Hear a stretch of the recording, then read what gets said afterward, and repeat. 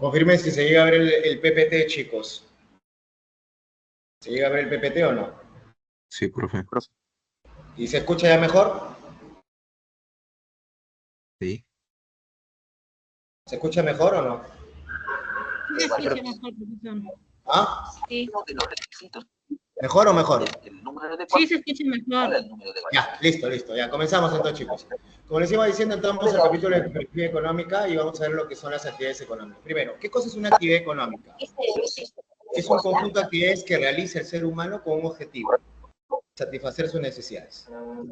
Pero, como habíamos dicho, para poder satisfacer esas necesidades, ¿hace uso de qué? Hace uso de los recursos, en este caso, naturales. ¿De acuerdo? Hace uso de los recursos naturales. ¿De acuerdo? Hace uso de los recursos naturales. Pero cuando nosotros hablábamos de los recursos naturales, ¿qué pasa? Los recursos naturales, conforme han pasado el tiempo, han comenzado a tener valor. ¿De acuerdo? Han comenzado, en este caso, a tener valor. Y por eso que, obviamente, se han hecho demandantes. Entonces, a partir de esa demanda de los recursos naturales que el hombre al inicio lo usaba para satisfacer necesidades, ahora lo que hace es obtener valor, ¿no? Y comenzar en este caso a intercambiar. Ahora, a lo largo del tiempo, conforme ha evolucionado el hombre, también ha evolucionado las actividades económicas. ¿Qué quiere decir eso? Una de las primeras actividades que consistía en satisfacer necesidades era la horticultura, en este caso era la recolección, ¿no? El hombre era recolector, recogía todo lo que estaba tirado en el suelo. Pero llega un momento en el cual ya no hay nada tirado en el suelo. ¿Por qué? Los cambios climáticos, ¿no? El ambiente. Entonces, ¿qué es lo que hace el hombre? Empieza a imitar. ¿Imitar a quiénes? Obviamente a los animales. Y entre ellos, en este caso, a los depredadores. Entonces, en ese paso de la horticultura a la cacería, ¿de acuerdo? ¿Qué es lo que pasa con el hombre? El hombre se vuelve carroñero. O sea, ¿cómo logra el aprendizaje de la caza? Simple. ¿A partir de qué? A partir de observar a los depredadores. Cuando el depredador ya consumía su carne, él iba y obviamente recogía, comía las sobras. Entonces, en ese aprendizaje es que el hombre se vuelve cazador. Empieza con los animales pequeños, luego con los medianos, luego con los grandes, que a poco, cada nivel, vamos a decirlo así, comienza a reconocerlo como un depredador y comienza a huir. Entonces, en ese momento, ya cuando los grandes y todos los animales reconocen el poder del hombre, es que los animales empiezan a alejarse. Y el hombre, por satisfacer su hambruna, tiene que comenzar a qué cosa? Tiene que comenzar, en este caso, a correr, ¿de acuerdo? A correr en busca de qué? De estos animales. Entonces se puede perder una semana, 2 semanas. En ese instante, ya definido los roles, ¿qué cosa? Definido consigo los roles, ¿de acuerdo? Los roles, en este caso, el trabajo, el hombre cazador, la mujer protectora, ¿de acuerdo? ¿Qué es lo que pasa? Lo que va a suceder consigo es lo siguiente, que el hombre cuando regresa de sus semanas, de sus días de caza, ¿qué es lo que va a pasar? La mujer le explica que descubrió algo importante. ¿Qué descubrió? La horticultura. Se dio cuenta que caía una semillita que la cubría con tierra y cuando obviamente le echaban agua, ¿qué pasaba con esta semillita? Crecía nuevamente otra planta y nuevos frutos. Entonces, a partir de la horticultura es que el hombre empieza a darse cuenta y empieza a masificar este asunto volviéndose la agricultura. Con la revolución agrícola, ¿qué pasa? El hombre se vuelve sedentario.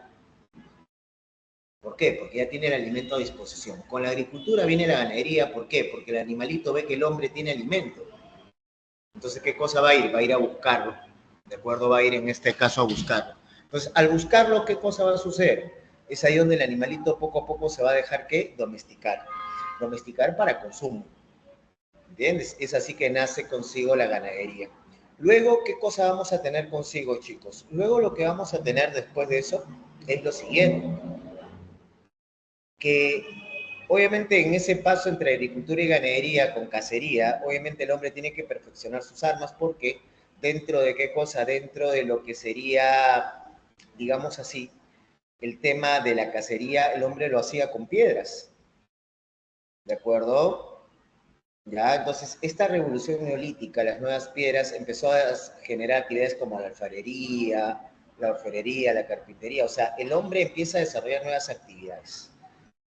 Obviamente pasa la Edad Media, la Edad Antigua, la Edad Media, digamos, a casi en ese tránsito entre la Edad Media y la Edad Moderna, principalmente en la Edad Moderna ya con la contemporánea, en el cual se da la famosa revolución industrial, en el cual la producción cambia, ¿no? La forma de producción ya es más acelerada, se demanda más recursos y obviamente se va incorporando también lo que sería la tecnología. Entonces, ahorita ya hemos dejado la revolución neolítica, la agrícola, la revolución industrial y ahorita estamos en una nueva época que es la revolución del conocimiento. Algunos hablan en este caso de una cuarta revolución, que sería consigo la revolución en este caso tecnológica, ¿no? Con el tema de la informática, el internet, ¿de acuerdo? Pero cada una de estas lleva consigo, ¿qué cosa? Nueva serie de actividades. Normalmente las actividades económicas las agrupamos en tres sectores: sector primario, sector secundario, sector terciario. El sector primario comprende todas las actividades con las cuales se trabaja directamente ¿con qué? Con los recursos naturales. ¿Sí? Estamos hablando de actividades extractivas, la minería, la pesca y la tala, y la agricultura y la ganadería. ¿Qué serían las extractivas y las productivas? Si las dos trabajan con los recursos naturales. El tema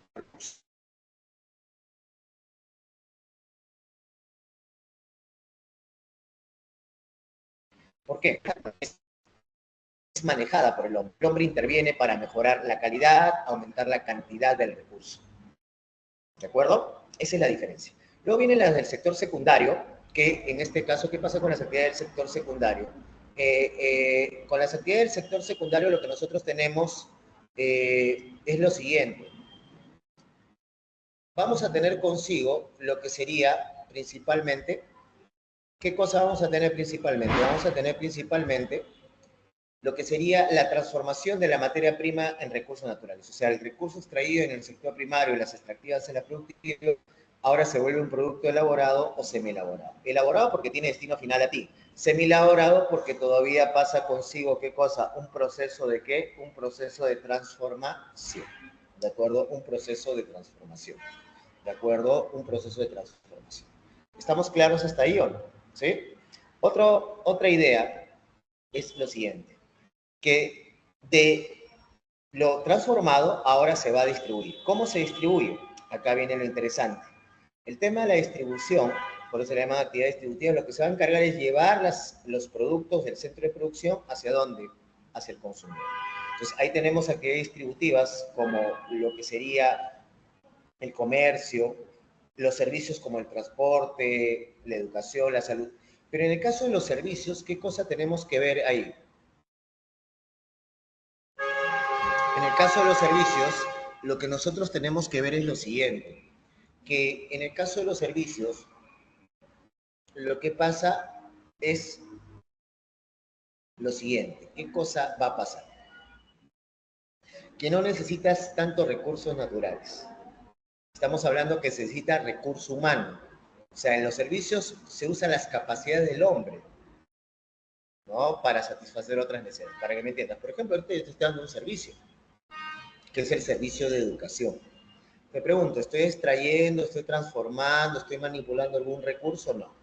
Utilizo mis pocas capacidades, ¿de acuerdo? Que tengo para, obviamente, brindártelas y tú las puedes asimilar y tú, ¿qué cosa? Puedas usarlas para un examen de admisión o la universidad o la vida cotidiana, ¿de acuerdo? Eso va a ser consigo, ¿qué cosa?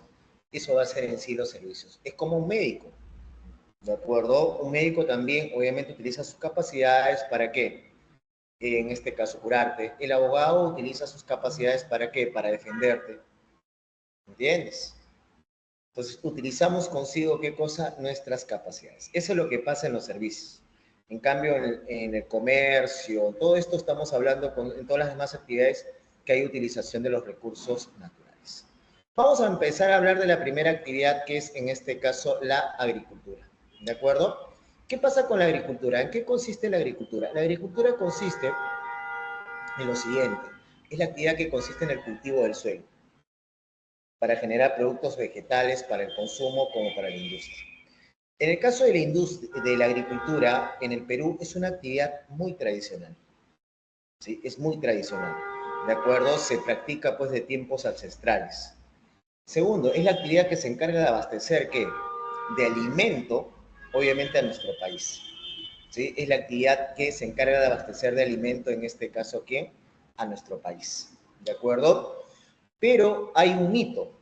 ¿Y cuál es el mito que vamos a romper hoy día? Que se dice que la agricultura es la principal actividad económica de nuestro país. No. Sí, genera más empleo. Tenemos más, vamos a decirlo así, más personas formalmente chambeando en agricultura que en otras actividades, ¿no? ¿De acuerdo? Hay más PEA, mayor población económicamente activa. Pero en términos de que sea la principal actividad económica de nuestro país, ahí vamos a tener que romper el mito. ¿Por qué? Porque no es ni la tercera fuente de divisas. Estamos hablando que está entre el cuarto o quinto lugar como fuente de divisas. El otro mito que vamos a romper hoy día también es el tema del mito andino, que se cree que la sierra es la agrícola por excelencia. Sí, es la agrícola tradicional, pero en términos productivos y de ganancias, es la costa. ¿De acuerdo? Es la costa la que se está llevando de encuentro tanto la zona andina como la zona, ¿qué cosa? Como la zona amazónica. ¿Estamos de acuerdo hasta ahí o no? ¿Sí? ¿Estamos de acuerdo? Confirmen a sus emoticones. No los veo.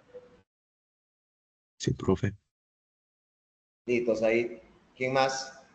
¿Hay más? ¿O están jateando por ahí? Ya. Muy bien. Vamos a ver en este caso los PPTs. Ahí tú tienes otro mito, que todo el Perú es agrícola. No. ¿De acuerdo? Prácticamente estamos hablando que de superficie agrícola en el Perú, prácticamente podríamos hablar de un 18.5% del territorio peruano. ¿De acuerdo? ¿Sí? Un 18.5% del territorio, ¿qué? Del territorio peruano. Que es netamente, ¿qué cosa? Agrícola. Que esa superficie no agrícola, ¿qué cosas son? Bosques, son desiertos, nevados, terrenos seriazos, entre otros. ¿Sí?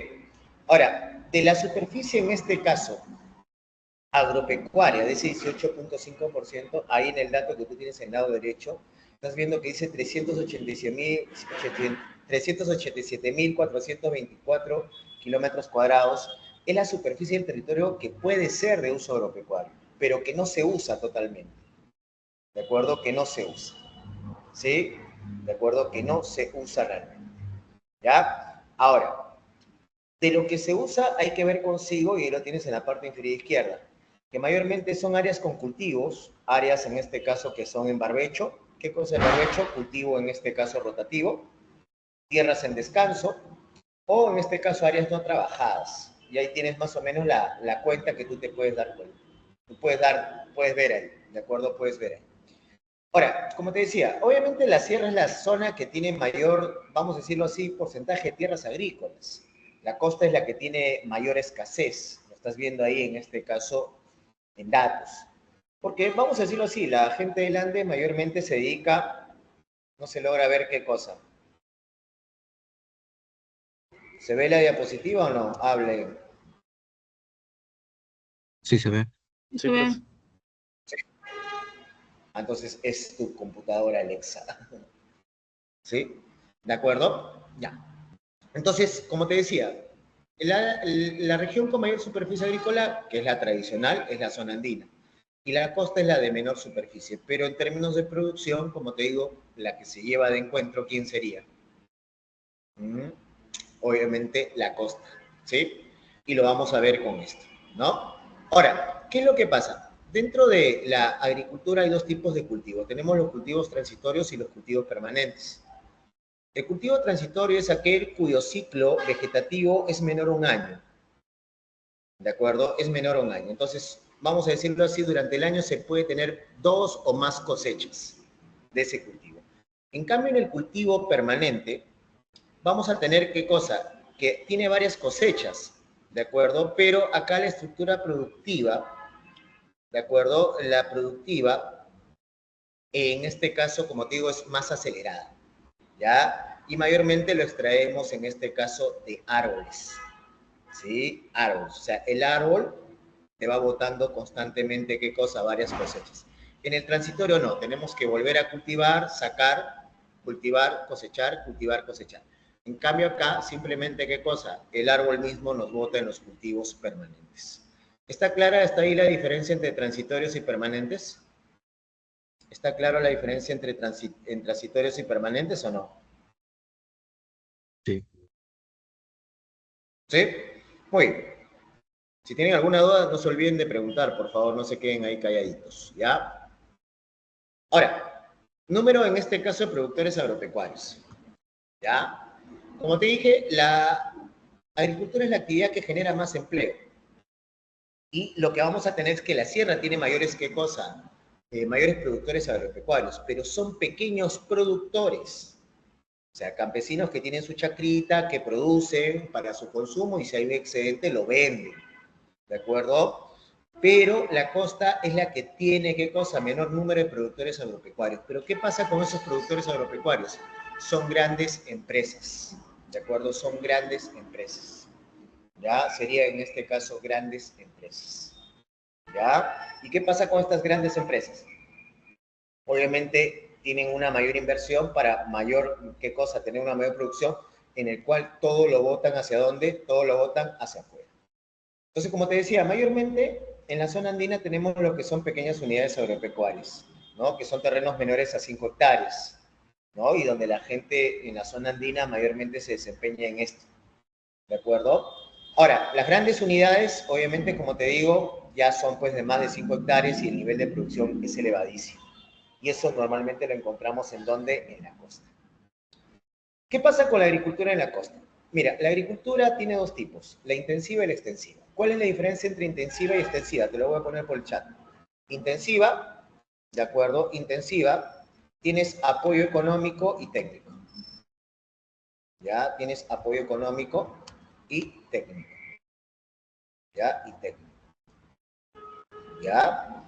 Mientras que en la extensiva, ¿qué cosa tienes? En la extensiva no lo tienes. ¿De acuerdo? En la extensiva no hay. No hay, ¿qué cosa? No tiene apoyo económico y técnico. Esa es la principal diferencia. En la intensiva, ¿qué pasa? Como tienes apoyo técnico, se invierte en semillas, ¿de acuerdo? De calidad, y no solamente para productos de consumo, sino productos industriales. ¿Qué cosa es un producto industrial? Es un producto que va a requerir un proceso más de transformación, ¿de acuerdo? Va a requerir un proceso más de transformación. Ese es uno, ¿de acuerdo? Dos, todo lo que se cultiva está orientado al mercado extranjero. ¿De acuerdo? Todo lo que se produce se va hacia afuera. Y obviamente en grandes volúmenes. Normalmente ya cuando hay un excedente o lo que no, ¿cómo se llama? No pasó los controles de calidad que te piden en el extranjero. Entonces, ¿qué pasa con eso? Eso se termina, ¿qué? Rematando, ¿no? Ahorita creo que están en temporada de pitijaya, no sé qué fruta ahorita que tú la estás viendo que están de remate, que está muy barata, y es ¿por qué? Porque esa fruta, obviamente lo que te están vendiendo es lo que ha sobrado o lo que no ha pasado consigo los controles, obviamente, de calidad para exportación. ¿De acuerdo? Ahora, ¿cómo logra en este caso una alta productividad en el tema de qué cosa? En el tema andino. ¿Cómo, disculpa, en el tema extensivo? ¿Cómo se logra en el... A ver, ¿cómo se logra la alta producción en la costa? Si la costa es árida, seca. Bueno, se explotan lo que son los valles, se explotan lo que son las pampas, y se invierte bastante en ingeniería, ¿qué cosa? Se invierte bastante en ingeniería hidráulica, ¿de acuerdo? Ingeniería hidráulica. O sea, lo que se busca es aprovechar al máximo, obviamente, el agua. Y como te digo, tratar de aprovechar el máximo de suelos, ¿de acuerdo? Entonces utiliza reservorios, obras hidráulicas, derivación de aguas como las irrigaciones, ampliar la frontera agrícola a través de qué cosa, de tomar consigo los terrenos de las pampas.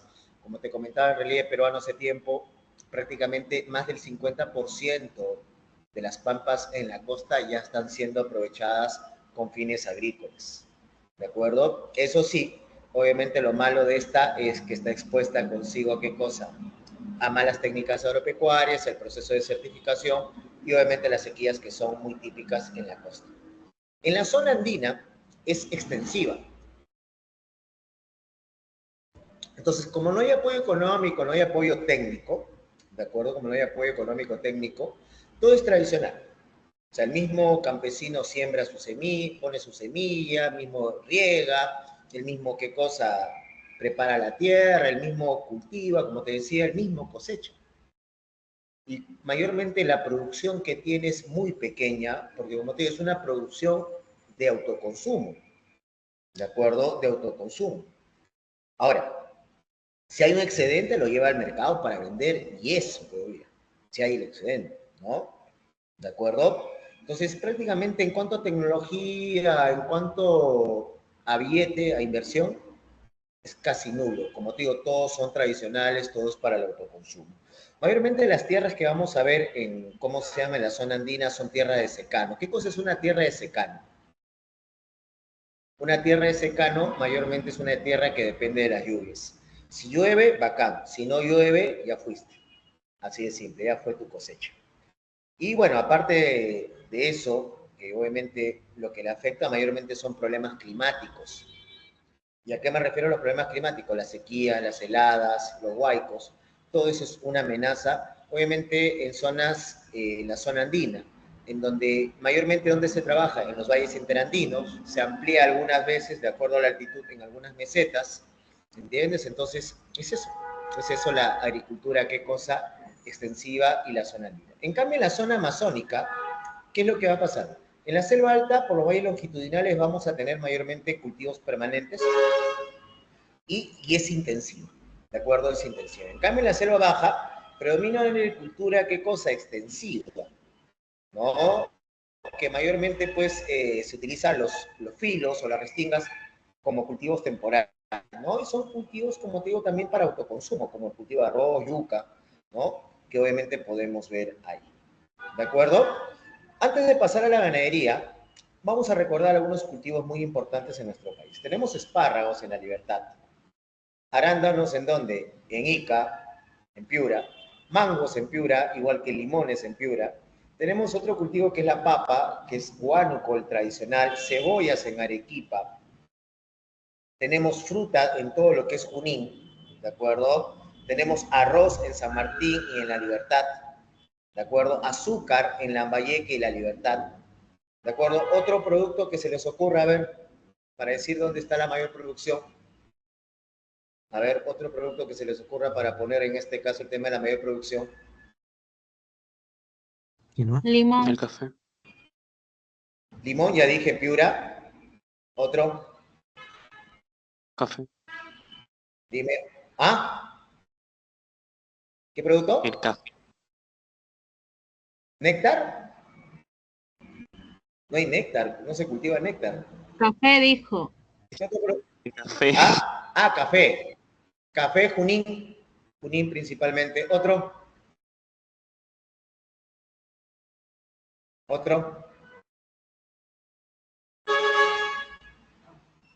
Otro. Otro que se les ocurra. Quinoa. ¿Ah? Otro que se les ocurra. El maíz. Hay dos tipos de maíz. El maíz tradicional, el choclo, que mayormente lo tenemos en este caso en Cusco, ¿no? Y tenemos grandes variedades de maíz en Cusco. Y lo que sería el maíz amiláceo, que es en este caso, el maíz amarillo, mejor dicho, porque el maíz amiláceo es Cusco y el maíz amarillo, ese maíz que comen los pollos, lo tenemos en Lima. ¿De acuerdo? Lo tenemos en Lima. En cuanto a la quinoa, puno. ¿De acuerdo? Puno. ¿Otro cultivo más? ¿No hay? ¿No hay otro cultivo? Coca de San Martín. Cacao Cusco. El cacao legal, ¿no? Otro.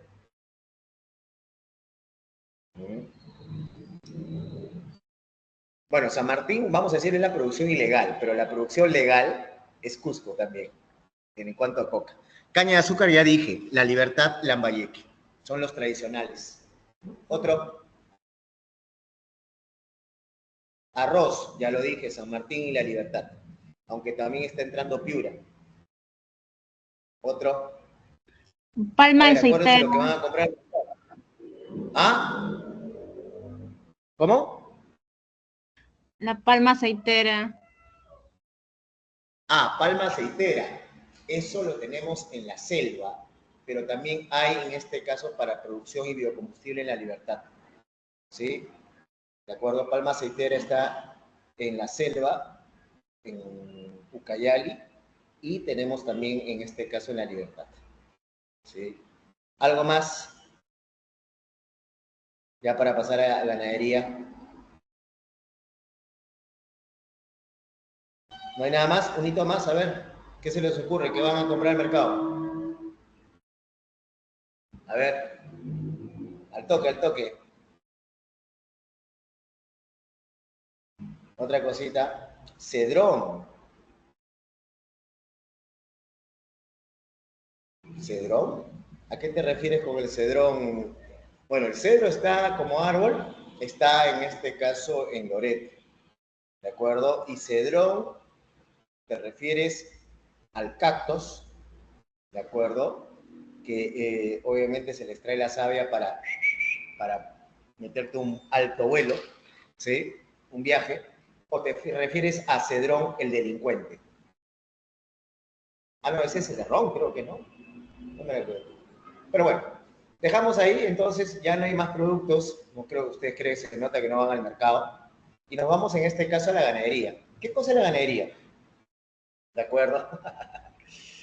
En el caso de la ganadería, estamos hablando que es una actividad no tradicional en el Perú. ¿En qué consiste la ganadería? Es la crianza de animales para aprovechar carne, cuero, leche, huevo, lana y toda una serie de productos. ¿Ya? Como te digo, no es una actividad tan tradicional en el Perú porque, vamos a decirlo así, la fuerza ganadera recién viene con los españoles. Eso no quiere decir que antes no se criaban animalitos. Y obviamente lo que más se consumía antes era cuy. ¿De acuerdo? Era cuy. ¿Sí? Era en este caso cuy. ¿Y qué más? ¿Ah? ¿Y qué más? Tenemos consigo lo que eran los camélidos. Pero en el caso de los camélidos, obviamente los, vamos a decirlo, aprovechaban, ¿de acuerdo? Ya cuando obviamente llegaban a cierta edad, a cierto nivel, y ahí ya les daban consigo qué cosa, le daban vuelta, ¿de acuerdo? Le daban consigo en este caso vuelta, ¿no? Y obviamente o sea, principalmente era para el tema de la lana, ¿no? Pero de ahí, obviamente la carne, obviamente lo que hacían era llevarlo a las alturas, ¿para qué? ¿Para qué llevarlo a las alturas? Era en este caso para dejarla secar y formar el famoso charqui. Pero ya cuando llegan los españoles, el español trae la vaca, trae al toro, trae a la, ¿cómo se llama? Al conejo, trae al pollo, a la gallina, a la ovejita, trae toda una serie de qué cosas de animales, caballos, ¿no? Cabritos, trae toda una gran cantidad de animales que obviamente ellos están acostumbrados a consumirlos y que obviamente se han ido adaptando también a nosotros. Ahora, en el caso de la ganadería, como te digo, es más una producción nacional, no es que obviamente seamos wow, así como Argentina, number one en cierta serie de productos, no.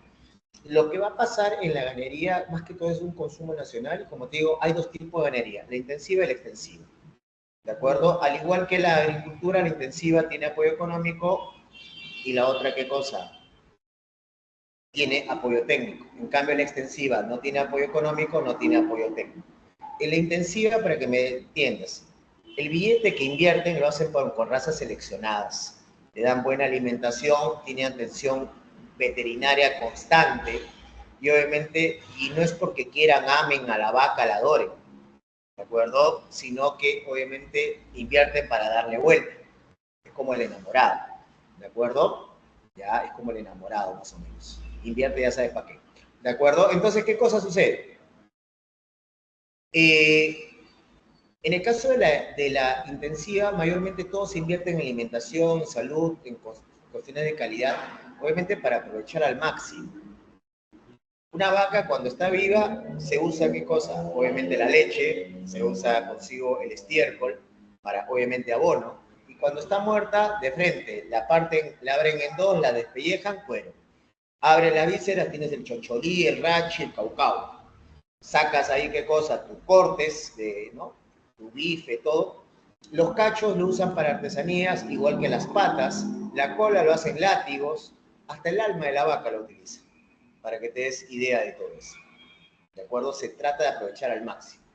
¿De acuerdo? En cambio, en la extensiva no hay apoyo económico, no hay apoyo técnico, prácticamente digamos que la vaca crece a campo abierto, se alimenta de todo el pasto natural, pero también se expone consigo a qué cosa, a las enfermedades del ambiente, a plagas.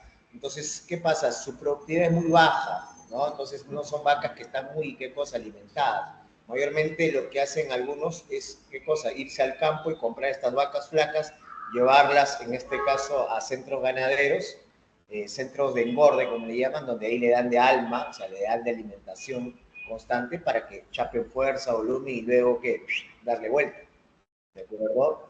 Darle consigo en este caso vuelta, ¿de acuerdo? ¿Estamos claros hasta ahí o no? ¿Sí? ¿Estamos claros? ¿Sí? ¿Estamos claros hasta ahí? ¿Alguna pregunta? ¿Alguna duda?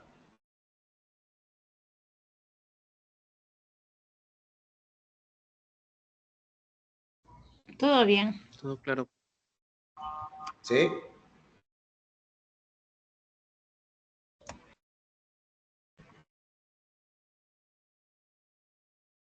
¿Ya? ¿Estamos claros hasta ahí o no? ¿Sí?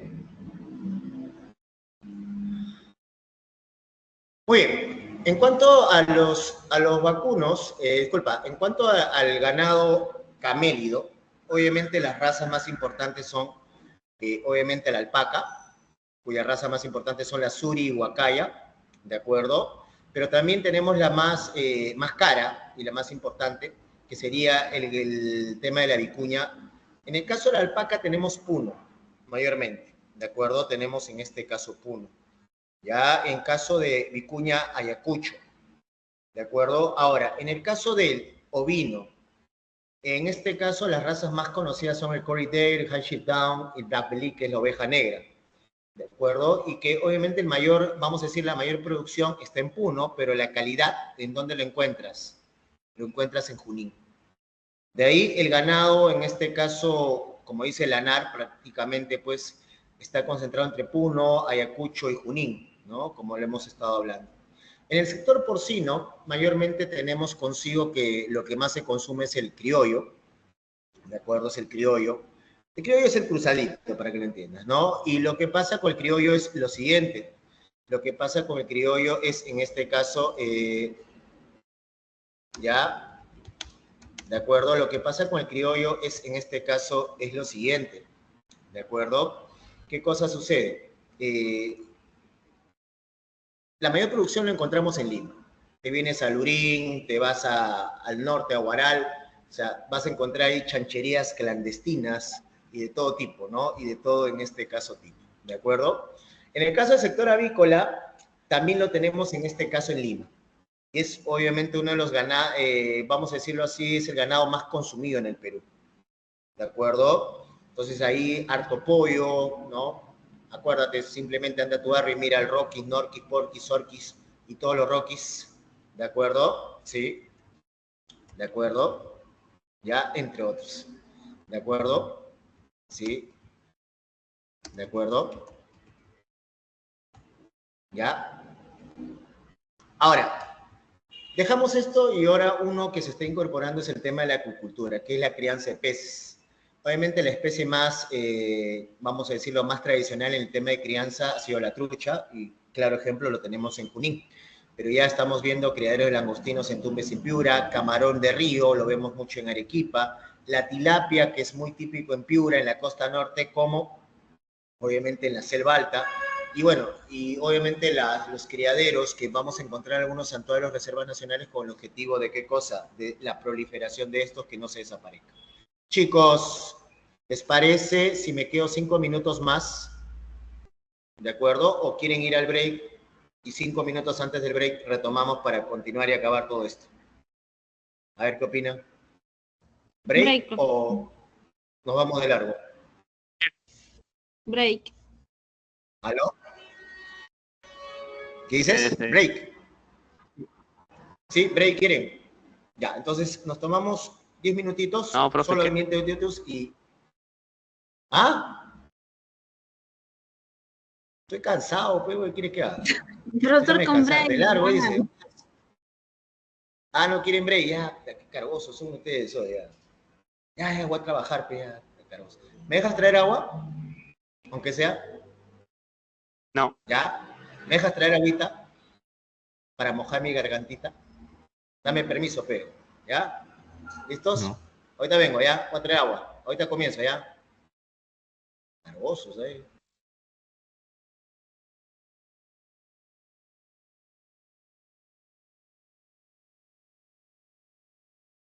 Ya volví, ya. Cargosos son ustedes hoy. Voy a traerme unas agüitas frescas. ¿De acuerdo? Unas agüitas frescas. ¿Ya comenzamos o no? Hablen.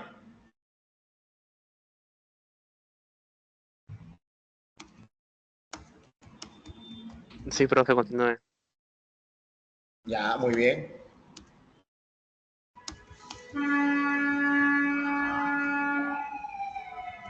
Ya. Muy bien. Continuamos. Nos habíamos quedado con qué? Con la acuicultura, ¿no? Ahora, vamos a las actividades extractivas y hablemos de la pesca. ¿Qué cosa es la pesca? Bueno, la pesca es la actividad que consiste en la extracción de recursos hidrobiológicos de las aguas, sean continentales como en este caso marítimos. ¿De acuerdo? ¿Sí? ¿De acuerdo? ¿Sí? ¿Ya? ¿De acuerdo? ¿Sí? ¿De acuerdo?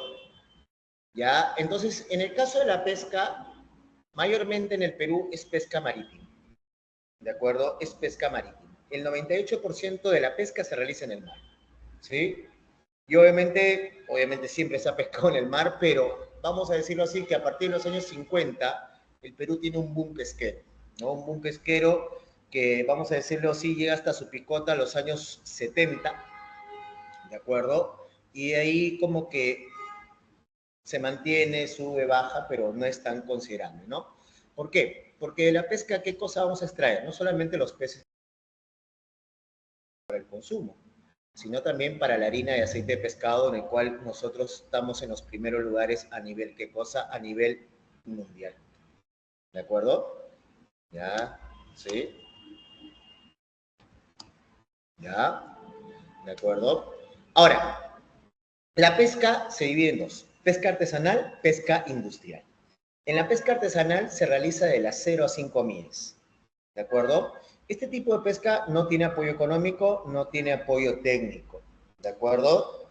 Mayormente se utiliza pequeñas embarcaciones, capacidad máxima 30 toneladas, ¿no? Utiliza botecitos, chalanas, y mayormente son, en este caso, es la actividad que genera dentro de pesca mayor empleo, ¿no? Mayor empleo. Prácticamente la gente que viene el litoral, digamos que el 70% se dedica a la pesca, ¿no? Y a la pesca en este caso artesanal.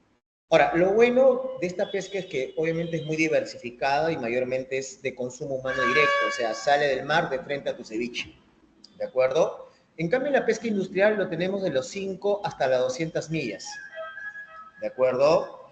Eh, Esta pesca industrial mayormente se centra en cardúmenes muy importantes, como cuáles: anchoveta, sardina y atún, en el cual el consumo no es directo, sino es indirecto.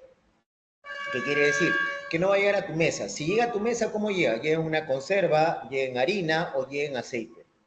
¿De acuerdo? Obviamente utiliza grandes embarcaciones de más de 30 toneladas, estamos hablando de bolicheras para arriba, ¿de acuerdo? Inclusive buques factoría en el cual, ¿qué cosa? Recogen el pez y ahí mismo, en el mismo barco, se da consigo, ¿qué cosa? El proceso de transformación, ¿sí? Se da consigo el proceso, en este caso, de transformación, ¿de acuerdo? ¿Y qué más tenemos consigo? Aparte de eso, genera poco empleo, porque como son embarcaciones muy grandes, están muy tecnificadas, entonces prácticamente la embarcación lo hace todo, ¿no? Entonces, si tú comparas, vamos a poner 30 toneladas, para 30 toneladas necesitarás 5 pescadores, para 30 toneladas necesitas, ¿qué cosa? 5 pescadores en una bolichera, nada más, ¿de acuerdo? Y los principales puertos, bueno, obviamente son Chicama, el tradicional siempre es Chimbote, ¿de acuerdo? ¿Ya? ¿De acuerdo? ¿Ya? ¿De acuerdo? Y bueno, esos son los principales puertos que tenemos. En la pesca continental, como te digo, es la que menos se realiza en el Perú. Mayormente, si vemos en la costa, se ven los ríos.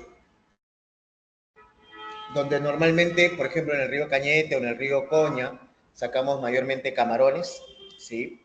En la zona norte, en Tumbes, sacamos lo que son langostinos, ¿de acuerdo? Son langostinos. En la zona andina lo sacamos en los ríos y en los lagos. Vamos a decirlo así, el mayoritario siempre ha sido la trucha, pero ¿qué pasa con la trucha? En el caso de la trucha, no es Made in Perú. La trucha lo trajeron los españoles, ¿de acuerdo? Lo trajeron en este caso los españoles, ¿ya? Pero si hablamos así, peces autóctonos, podemos hablar del carache, el suchi, el ishpi, que, como te digo, no solamente lo vemos en ríos, también lo podemos ver en lagos. En los ríos y lagunas amazónicas tenemos una gran variedad de peces. Obviamente la vedette, digamos así, el esplendoroso, ahí es el paiche. Pero también se consume doncella, carachama, boquichico, ¿de acuerdo? El dorado, ¿sí?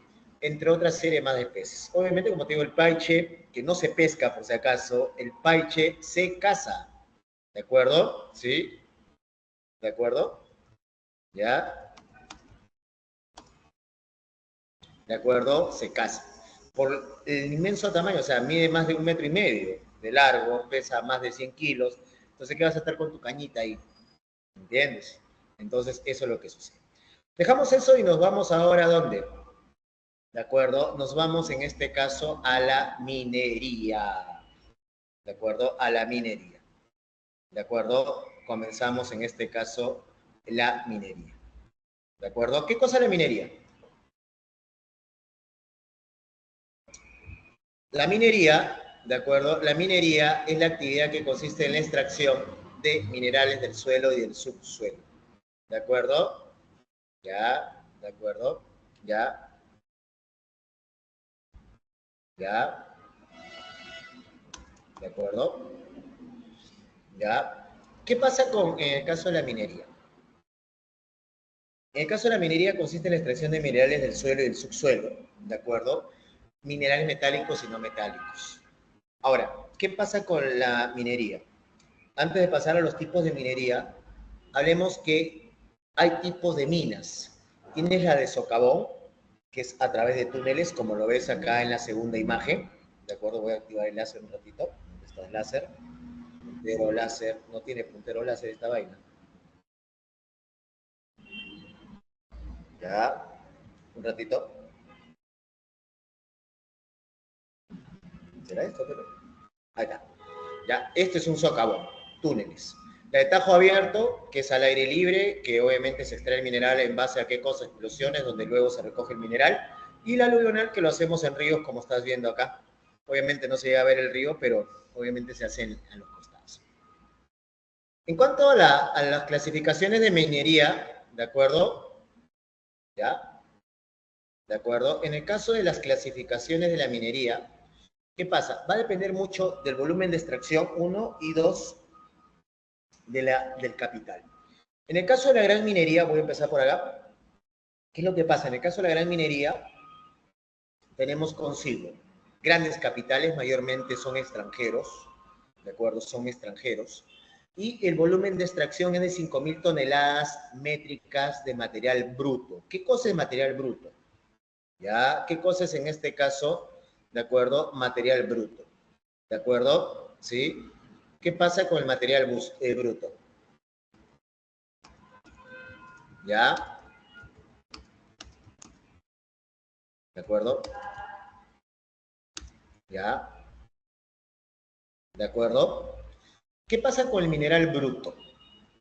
Es la roca. O sea, hijo, esa piedra que tú tiras en tu barrio, ¿sí? Antes de tirarla, examínala bien. ¿Por qué? Porque ahí puede haber milésimas de gramos de oro. O puede haber otro tipo de mineral. Entonces, ¿qué es lo que pasa? Esa roca se recoge 5.000 toneladas métricas en el cual pasa el proceso de ¿qué cosa? Refinamiento. ¿De acuerdo? ¿Ya? ¿De acuerdo? Pasa por un proceso de refinamiento. ¿Qué es lo que sucede? Es el triturado, chancado, molido, hasta que esa piedra quede hecho un polvito. De ahí se pasa al refinamiento, que consiste en llevarlo a piscinas de ácidos o de insumos químicos. ¿Para qué? Para que salga el mineral puro. ¿Ya? Normalmente representa, dependiendo del mineral, puede ser el 5, 10%, hasta el 1% de esas 5.000 toneladas métricas que sale de mineral puro. Se saca el mineral puro y todo eso se bota como relave, ¿qué? Como relave minero. ¿De acuerdo? En el caso de la mediana minería, vamos a encontrar capitales mixtos, tanto nacionales como extranjeros. Y el volumen de extracción es de 350 hasta 5.000 toneladas métricas. ¿De acuerdo? Ahora, en el caso de la pequeña minería, llega hasta 350 toneladas métricas. Entonces, acá en la pequeña minería se confunde consigo, ¿qué cosa? ¿Ya? ¿De acuerdo? ¿Sí? ¿De acuerdo? En el caso de la, digamos así, de la pequeña minería se confunde entre lo ilegal, lo informal, ¿sí? Entre otras cosas. ¿De acuerdo? Entre otras, en este caso, cosas. ¿Ya? ¿De acuerdo? Entonces, ahí hay que tener mucho cuidado porque ahorita, ¿qué pasa? Económicamente, desde el punto de vista informal, antes digamos que el narcotráfico movía la economía. Ahora lo que está moviendo la economía es la minería, ¿qué cosa? Minería informal, ¿de acuerdo? La minería informal, ¿de acuerdo? ¿Estamos claros hasta ahí o no? ¿Sí? ¿Estamos claros?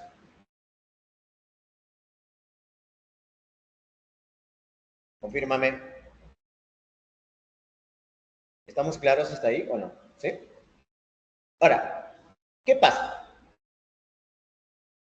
La minería en el Perú, recuerda esto, te voy a dar en 6 características la síntesis de la minería y lo vamos a ir pasando en diapositivas. La minería en el Perú es la base de la economía. Si no hay minería, no hay plata en el Perú. Más del 50% de los ingresos en nuestro país, ¿de dónde provienen? Provienen de la actividad minera. Recuerda eso. Y estamos hablando de la minería formal. ¿Qué más? Es la actividad que atrae más inversiones. ¿Qué es lo que sucede? Muchas compañías mineras, obviamente, quieren venir al Perú a extraer minerales. ¿De acuerdo? Sí, entonces, la inversión en minería, escucha, ¿cuánto cuesta poner una mina? Primero, todo el tema del petitorio del terreno, ¿no? Y eso que no te estoy hablando de la exploración del terreno, ¿no? Entonces, ¿qué cosa pasa en la exploración? En la exploración tienes que ver el lugar, el terreno, y ver cuánto es la beta. ¿Qué cosa es la beta? El depósito mineral. Si dura para más de 30 años, obviamente, al toque comienzan a invertir. ¿De acuerdo? Comienzan en este caso a invertir. Cuando es más de 30 años. Cuando es menor, no, pues, ¿ya? Después que se hace el estudio, ¿no? Viene consigo, ¿qué cosa? El petitorio. Entonces, ahí entra la licitación y obviamente para que te den el terreno por 30, 40 años, obviamente la gracia te sale millones, cientos de millones de dólares. Ahora, ya que te dan el terreno, tienes que agregarle a eso el estudio de impacto ambiental, que es un estudio del ambiente, o sea, que analiza cuál va a ser, en este caso, el impacto de la mina en el lugar, no solamente el impacto natural, sino también mide el impacto, en este caso, social, el impacto humano. Por eso que mayormente este informe es un informe multidisciplinario, ¿de acuerdo? Es multidisciplinario, reúne a varias especialidades, ¿de acuerdo? Luego que ya tienes el terreno, ahora viene la implementación. Construir el campamento minero.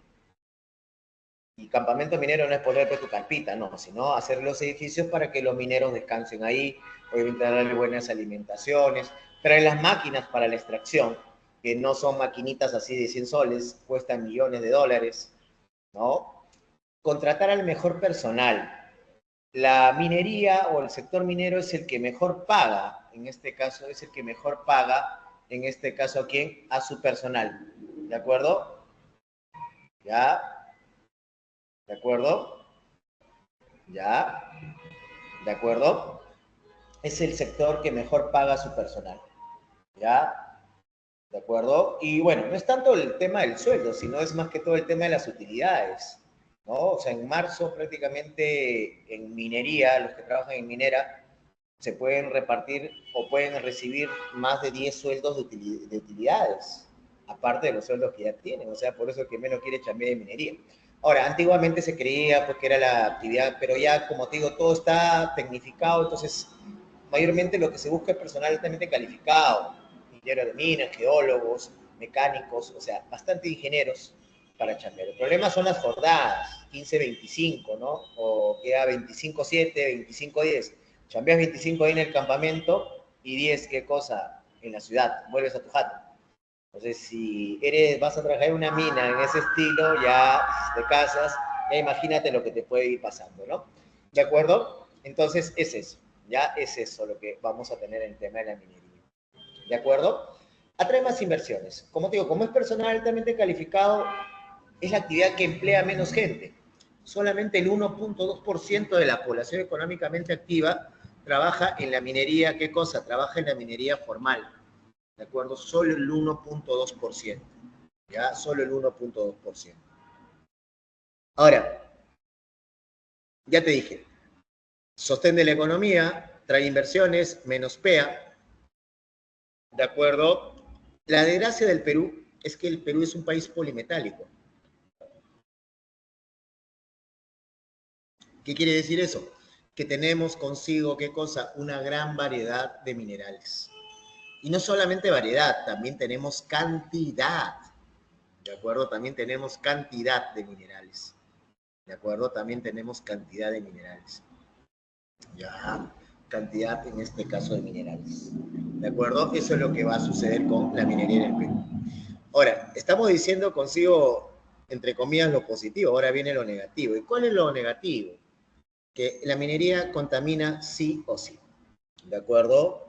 Contamina sí o sí. ¿De acuerdo? Contamina sí o sí. Obviamente lo que se puede hacer es reducir el impacto, pero eso obviamente tendría que entrarse bastante el tema de fiscalización. Entonces, por esa contaminación es que detonan los conflictos socioambientales. ¿Qué cosas son estos conflictos socioambientales? Son pseudodirigentes que aparecen en las zonas donde se asienta un yacimiento minero formal, mueven a la población, les meten en la cabeza de que la mina los va a dejar sin agua, se va a llevar su tierra, va a matar su vaca, y todo un florazo, y la gente que lastimosamente en esas zonas tiene un bajo nivel educativo, se cree la historia. Y son manipulados, inducidos obviamente a hacer protestas contra la mina y todo eso. ¿Y qué es lo que pasa? Recuerda esto, y siempre te lo voy a decir, nadie te lo hace gratis. Ese pseudo dirigente nunca va a estar luchando por ti, por tus derechos. Eso es milonga, eso es floro. Nadie lucha por tus derechos, ¿de acuerdo? O mejor dicho, por los derechos del otro. ¿Ya? Lo haces porque hay un interés de por medio. Y el interés son dos, interés económico e interés político. El interés económico porque es el que va a transar con quién, con la mina. Y la mina, bueno, dependiendo pues de dónde sea, a la hora de transar, quizás le dé un puesto de trabajo, que le dé una pensión, le dé un billete para que, ¿sabes una cosa? No molestes, ¿de acuerdo? Y con eso pues se acaban los conflictos socioambientales, ¿no? Ahora, si el pseudo dirigente no obtuvo dinero, ¿qué es lo que va a tener? Y ahí viene el interés político. Porque como este luchador social que reivindica a la población, que está en contra de la minería, que contamina y todo ese florororo, ¿de acuerdo? Ahora, sorpresa, va a ser el alcalde del pueblo, va a ser congresista, ¿de acuerdo? Va a tener algún cargo, ¿entiendes? Entonces, como te digo, estos dirigentes no se movilizan porque realmente su población les interesa, sino hay fines económicos, fines políticos bajo la mesa. ¿De acuerdo? Entonces, eso es lo que pasa. Entonces, si en el Perú tuviéramos una legislación más, ¿cómo te digo? Una legislación más rigurosa, ¿de acuerdo? Más rigurosa al respecto, ¿qué es lo que pasaría? Dime, ¿qué es lo que pasaría? Si tuviéramos una legislación más rigurosa, lo que pasaría consigo es lo siguiente, que de verdad, obviamente no habría estos problemas, ¿no? Lastimosamente, los mineros informales o ilegales obviamente se están metiendo en la política. ¿Por qué ves, como te decía otra vez en clase en cívica, por qué crees que tanto estos impresentables que tienes en el Congreso están ahí? Obviamente porque están ligados a esta actividad informal, a esta actividad ilegal. Ellos son los que lo financian, ¿para qué? Para que saquen proyectos de ley a su favor. ¿Entiendes? Entonces, obviamente estamos en manos de ellos. Y bueno, hablar de los pseudo revolucionarios, estos mononeuronales, ya es. O sea, estos mononeuronales, como ya sabes, pues su neurona funciona solamente con su ideología. Y obviamente también se mueven por intereses económicos y también intereses políticos. Vayamos en este caso. Bueno, De los 40 tipos de minerales, en el Perú se explotan unos 16, ¿de acuerdo? Y los más explotados son el cobre, la plata, el hierro, el oro y el zinc, ¿de acuerdo? El Perú en cobre estamos a nivel mundial en el segundo lugar. El primer lugar es Chile, ¿de acuerdo? En zinc estamos en el segundo lugar a nivel mundial, en América Latina el primero, ¿ya? En oro estamos en el 10º lugar. El primer lugar lo tiene consigo, ¿quién? Sudáfrica, ¿de acuerdo? Y en este caso, como estás viendo ahí, Australia y China, ¿de acuerdo? En Latinoamérica, el que nos gana en oro, somos en este caso segundo lugar, ¿sí? En el caso de lo que sería plata, somos el tercer lugar, hemos bajado en el mundo. Antes éramos el segundo después de México, ¿sí? Prácticamente China está entrando con fuerza, como estás viendo ahí en el cuadro. De ahí, otro más importante, el plomo, que somos el 5º lugar a nivel mundial y el segundo a nivel de Latinoamérica. ¿De acuerdo? Entonces, como verás, ahí somos primer productor de zinc, de estaño a nivel mundial, a nivel latinoamericano, disculpa, y segundo a nivel latinoamericano de oro, plomo, cobre y plata. Segundo lugar a nivel mundial de cobre y zinc, ¿de acuerdo? De cobre y zinc. Y tercer lugar, en este caso, plata. Cuarto lugar de estaño y como ves ahí en el cuadro, ¿no? Entonces, como te digo, estamos destinados, obviamente, a hacer, ¿qué cosa? A ser mineros, ¿no? Estamos destinados a ser mineros. Obviamente el cobre es el mineral de mayor extracción, también es el que nos da más divisas por tema de volumen. Acuérdate eso, más divisas por tema de volumen y es el que más extrae. ¿De acuerdo? Obviamente los yacimientos más importantes son Cerro Verde y Antamina. En el caso del zinc, como estábamos viendo, obviamente estamos en los primeros lugares a nivel latinoamericano y mundial. Lo tienes en este caso en Antamina. En cuanto a oro, lo tienes en Cajamarca. El complejo Chaupiloma, norte, sur, oeste, que es en este caso parte de Yanacocha, ¿de acuerdo? De acuerdo, es parte en este caso de Yanacocha, ¿sí? Parte de Yanacocha, ¿de acuerdo? ¿Sí? ¿Ya? ¿Ya? Ahora, en el caso de plata, bueno, está Antamina, ¿no? También está Uchucapua, ¿ya? En Lima tenemos estaño San Rafael, plomo es Animón en Pasco, ¿de acuerdo? Animón en Pasco. Esos son los principales productores. En cuanto a la explotación petrolera, ¿qué pasa? El petróleo en el caso del Perú, ¿qué cosa sucedió? En el caso del petróleo en el Perú, ¿de acuerdo? En el caso del petróleo, ¿qué es lo que sucede? La explotación petrolera recién en el Perú inicia a finales del siglo XIX y la zona que comienza a explotarse es la zona norte, Piura y Tumbes, ¿sí? Obviamente eso también nos comenzó a acarrear una serie de problemas porque prácticamente regalamos el terreno, regalamos el petróleo, hasta que nos fuimos con quién? Nos fuimos a un laudo, el laudo de París, en el cual todavía pues seguimos desgraciados. Acá la importancia la va a tener la IPC, International Petroleum Company, ¿no? Que prácticamente en los años 50 comienza a hacer la exploración nororiental, ¿no? De la selva y descubre que hay un buen yacimiento, ¿de acuerdo? Entonces, para ello, ¿qué cosa hace? Ya en los 60 empieza la exploración y explotación y para eso construye una manguera larga, negra y gruesa que se llama el oleoducto norperuano, que tiene 855 kilómetros, que sale, el punto inicial es la estación 1, que es el puerto de San José de Salomuro, y ya en la estación 5 confluye lo que sería, ¿qué cosa? Confluye lo que sería el ramal norte, que es un brazo del oleoducto que sale de la estación Andoas. Entonces, cruza Loreto, Amazonas, Cajamarca, Lambayeque y llega a Bayóvar, donde obviamente se bombea y se lanza ¿para qué? Se lanza para, obviamente, el extranjero. Ahora dirás, profe, pero tenemos petróleo, ¿y por qué la gasolina es tan cara? Muy bien. Obviamente, si ustedes han visto las noticias, habrán dado cuenta que, obviamente, ya, ¿de acuerdo?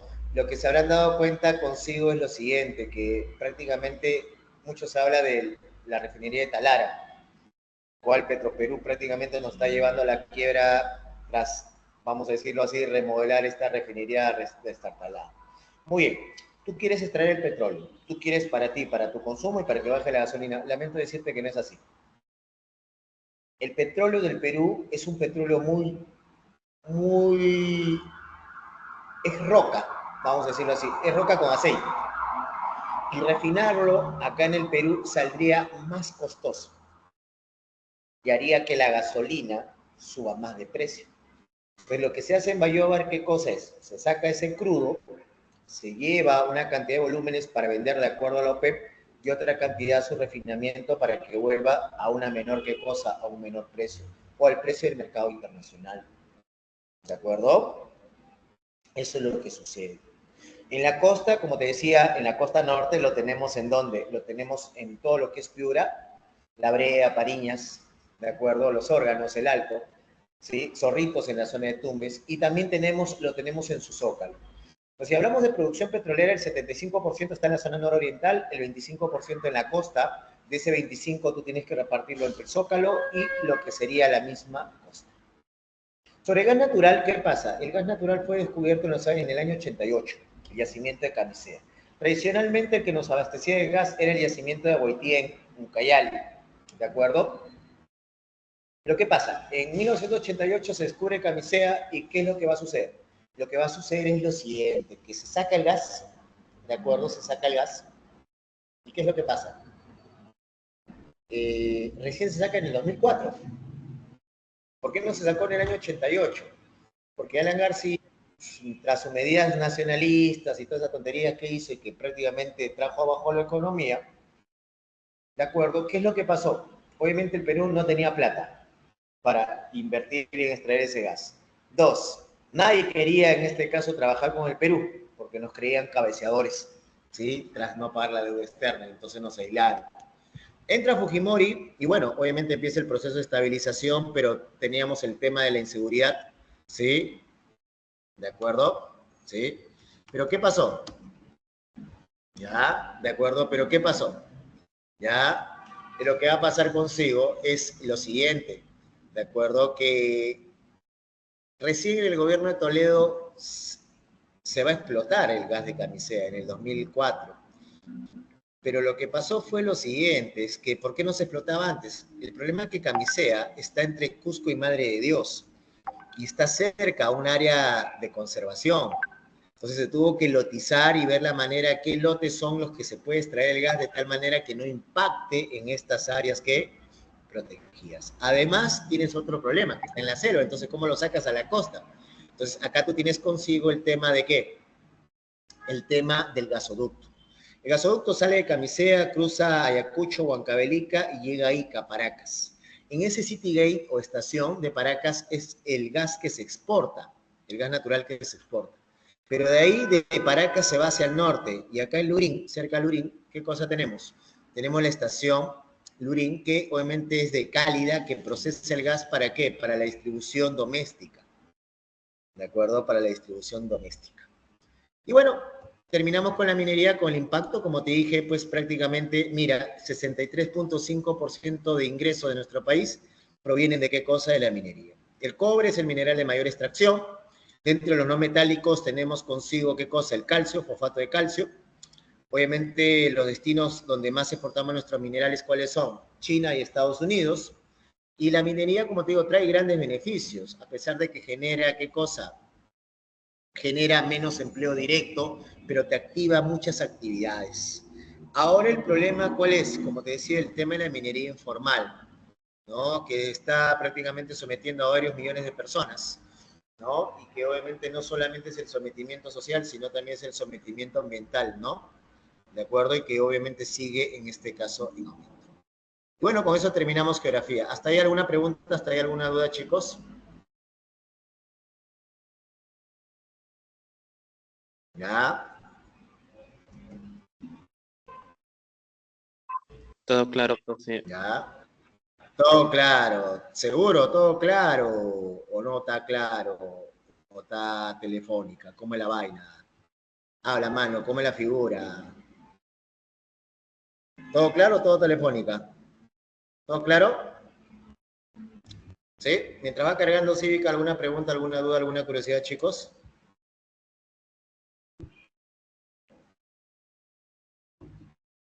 Sí.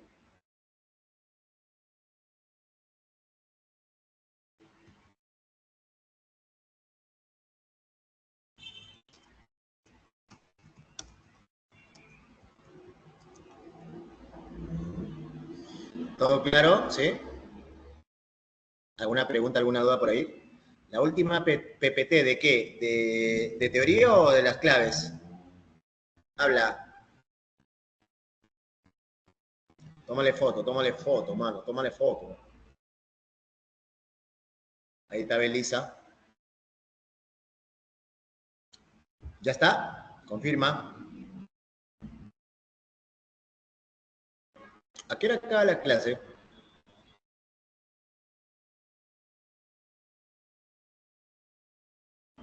¿A qué hora acaba la clase?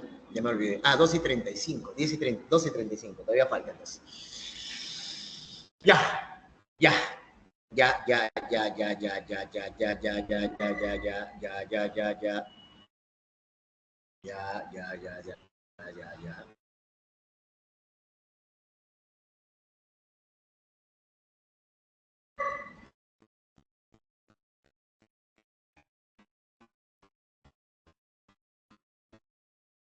Y bueno, vámonos a Cívica, pues. Vámonos a Cívica. Y ahí está. Hoy día, ¿de qué nos toca hablar en Cívica? ¿Se acuerdan o no?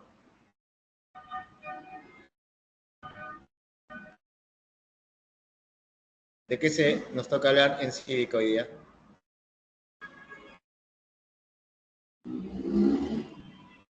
Nos toca hablar del poder, ¿qué cosa? Ejecutivo. ¿Sí? ¿Listos para entrar a Cívica? ¿Se ve la diapositiva de Cívica o no? Confirmen. Sí, profe. ¿Sí? Muy bien.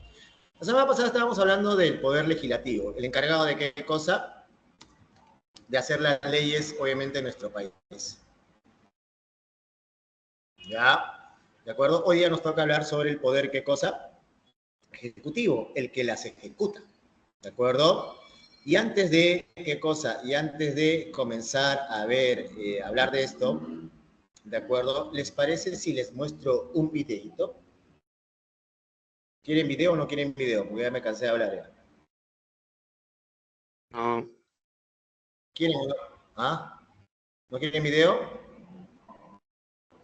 Habla, ¿sí o no?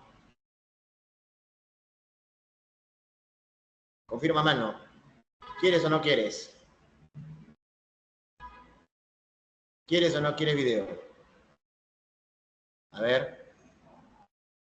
Sí, dice eso, Mara. Chévere. Entonces, vamos a poner un videito antes de hablar de toda esta coyuntura.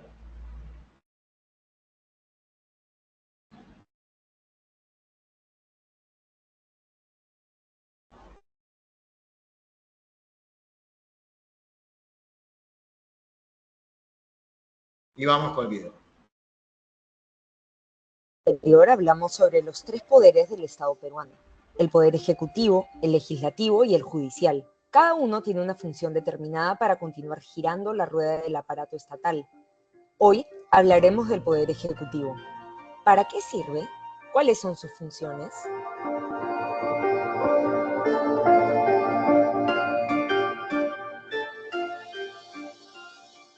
El poder ejecutivo, como su nombre nos dice, es el encargado de ejecutar, es decir, se encarga de hacer que la política general del gobierno se lleve a cabo a nivel nacional. ¿Cómo lo hacen? Primero, a través de normativas como decretos legislativos, decretos de urgencia, decretos supremos o resoluciones supremas. Los decretos supremos reglamentan leyes aprobadas por el Congreso o regulan la actividad de un sector determinado. Las resoluciones supremas son decisiones específicas de cada sector o ministerio, como explicaremos más adelante.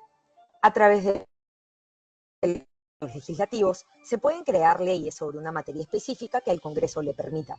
Por último, en los decretos de urgencia encontramos medidas temporales en materia económica y financiera con carácter de urgencia. Para cualquiera de las decisiones anteriores necesitamos del presidente de la República. El presidente de la República, que elegimos cada 5 años, es considerado jefe de Estado, representa al país, jefe de gobierno, dirige la política gubernamental y comandante en jefe de las Fuerzas Armadas. Sin su firma, ninguno de los decretos ni resoluciones mencionados serían válidos. Sin embargo, el presidente por su cuenta tampoco puede hacer lo que le plazca. Estas decisiones incluyen a sus ministros. Los ministros, cargos considerados de confianza para el presidente de la República, son la mano derecha del presidente para poder llevar a cabo la política establecida por el gobierno. Cada ministro tiene a cargo un ministerio. Aparte de la presidencia del Consejo de Ministros, hay 18 ministerios: Agricultura y Riego, Defensa, Economía y Finanzas, Educación, Salud, Transportes y Comunicaciones, entre otros según el sector. Estos ministerios, para poder cumplir sus objetivos, también se valen de otras entidades, por ejemplo, la SUNEDU dentro del sector educación o la Policía Nacional del Perú en el Ministerio del Interior. Ahora, como ya vimos, el presidente de la República, de la mano con el presidente del Consejo de Ministros, coordinan con los distintos sectores, es decir, los ministros, para poder planear, ejecutar y supervisar las políticas de gobierno que se hayan establecido. Pongamos un ejemplo hipotético y, de hecho, mucho más simple de lo que sucede en realidad. El plan de gobierno del presidente Juan López es aumentar la cobertura de agua y saneamiento en Lima en un 10%. Esto, en parte, es responsabilidad del Ministerio de Vivienda, Construcción y Saneamiento. Para lograrlo, el organismo de formalización de la propiedad informal, COFOPRI, adscrito a esta cartera, deberá formalizar terrenos sin título para poder incluirlos en el plan de cobertura. También crean el programa Agua para Todos, adscrito al mismo ministerio, para gestionar proyectos de agua y saneamiento en la capital.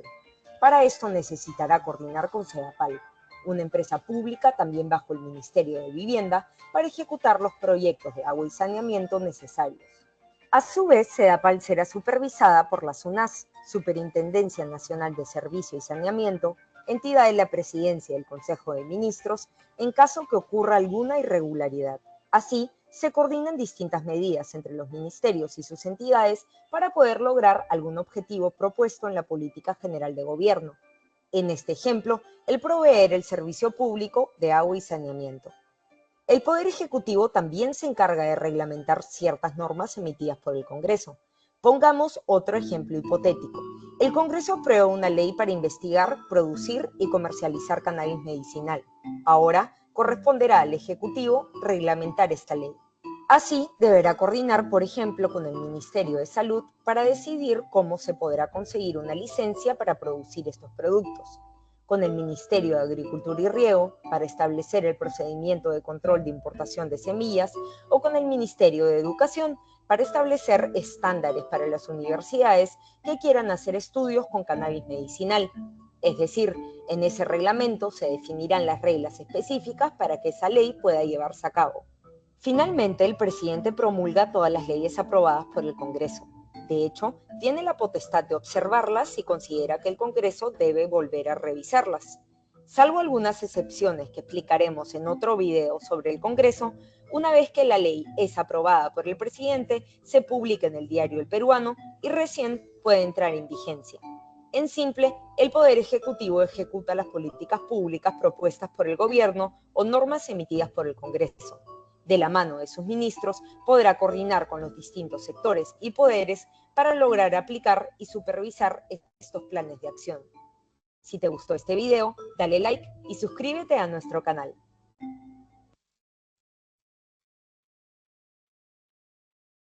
A ver, chicos, ¿qué les parece el video? Cuéntenme. Creo que ya quedó clarificado algunas cosas que vamos a comenzar a explicar ahorita, ¿de acuerdo? Sí. A ver, cerramos esta vaina. Ya aparecí. ¿Qué les pareció el video? Habla de teoría. Bueno, el Poder Ejecutivo, como obviamente dijo el video al final, prácticamente es el que se encarga de qué cosa ejecutar. ¿Está conformado por quién? Está conformado por la Presidencia de la República, el Consejo de qué cosa, el Consejo de Ministros, ¿de acuerdo? Ya.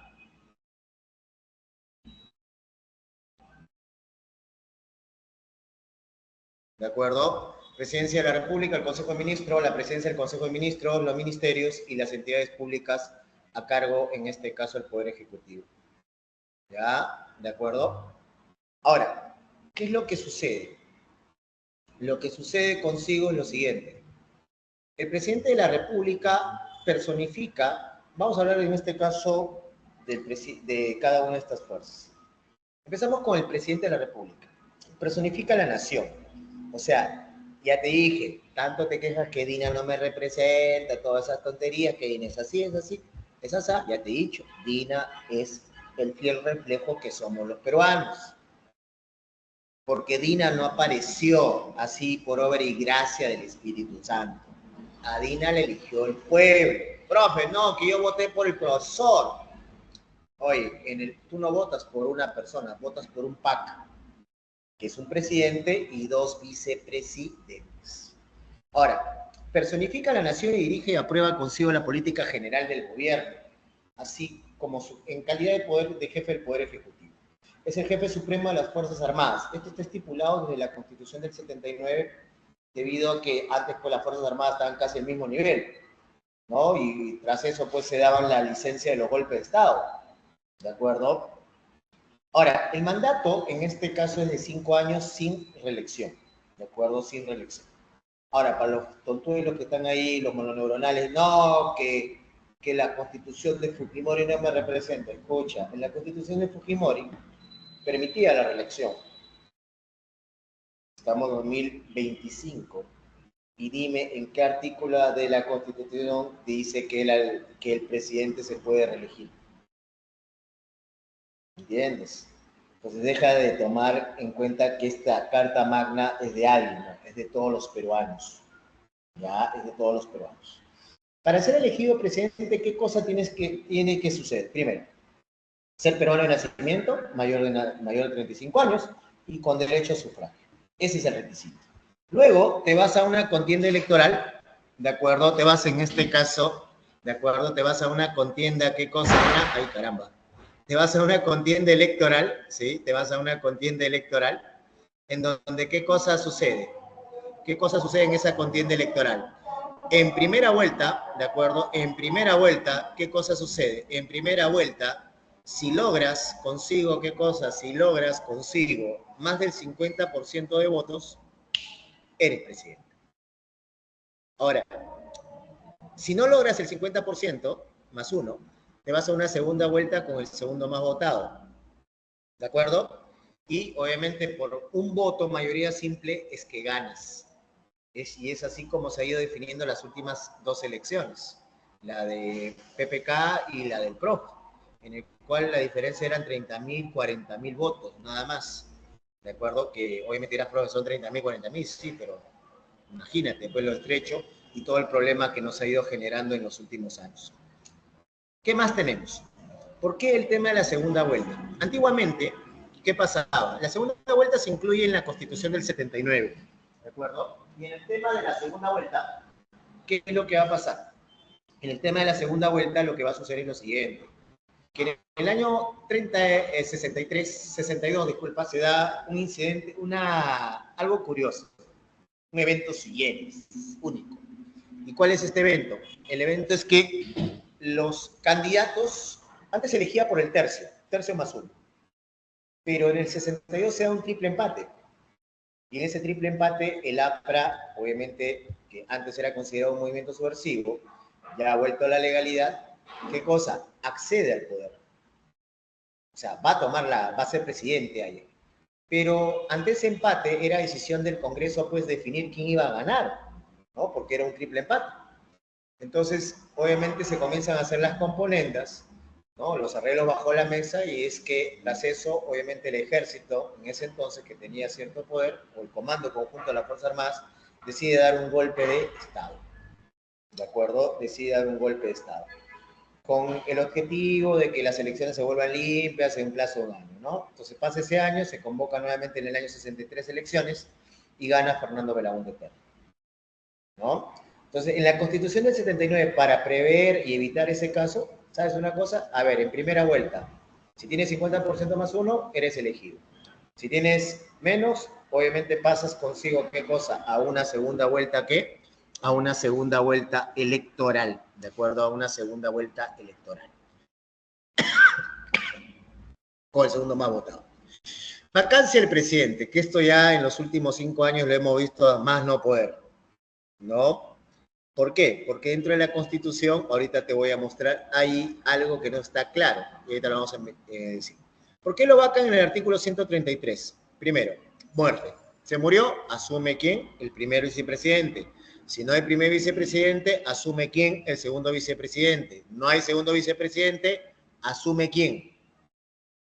el presidente del Congreso, el cual no hay una ley específica que te diga, pero